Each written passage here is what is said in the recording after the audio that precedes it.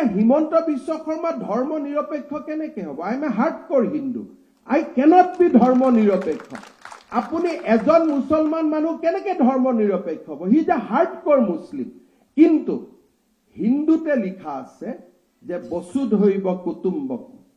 হিন্দু ধৰ্মতে কোৱা হৈছে যে if U R A hardcore Hindu, তেতিয়াহ'লে আপুনি বসুধৈৱ কুটুম্বকমৰ কথা চিন্তা কৰিব লাগিব। ইছলামত কোৱা হৈছে দৰিদ্ৰজনক বাবে সদায় মানুহে পজিটিভলি চিন্তা কৰিব লাগিব।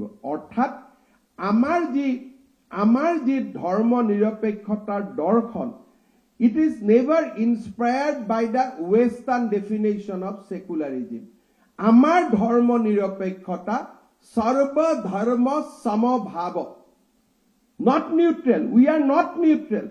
We are positively aligned because India is a spiritual nation.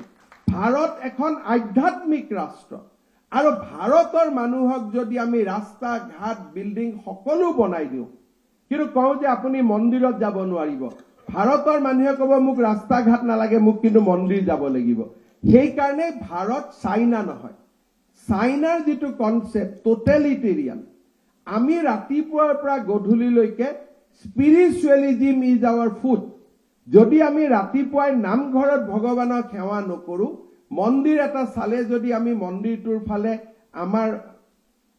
আমাৰ মস্তিষ্ক বা আমাৰ শৰীৰ আমি যদি বাও নকৰো, আমি যদি কোনোবা বিপদত পৰিলে কোনোবা ভগৱানৰ নাম যদি স্মৰণ নকৰো, হিন্দু বা ভাৰতীয় লোকে কেতিয়াও জীয়াই থাকিব নোৱাৰে।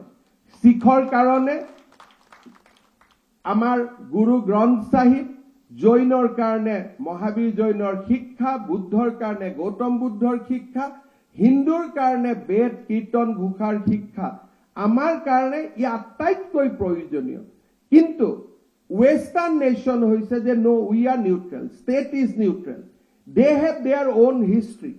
যেতিয়া ফৰাচী বিপ্লৱ হৈছিল, ইংলেণ্ড বিপ্লৱ হৈছিল, ৰজা আৰু গীৰ্জাৰ মাজত সংঘাত হৈছিল, আৰু ৰজা আৰু গীৰ্জাৰ মাজত সংঘাতৰ পিছত তেওঁলোকে কৈছিল যে আমি ধৰ্মক সোমাব নিদিওঁ, উই উইল বি নিউট্ৰেল।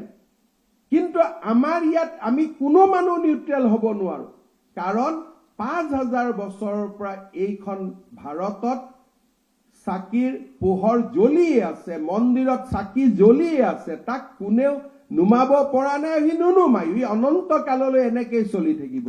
কাৰণ আধ্যাত্মিকতা আমাৰ সংস্কৃতিত বন্ধা আছে।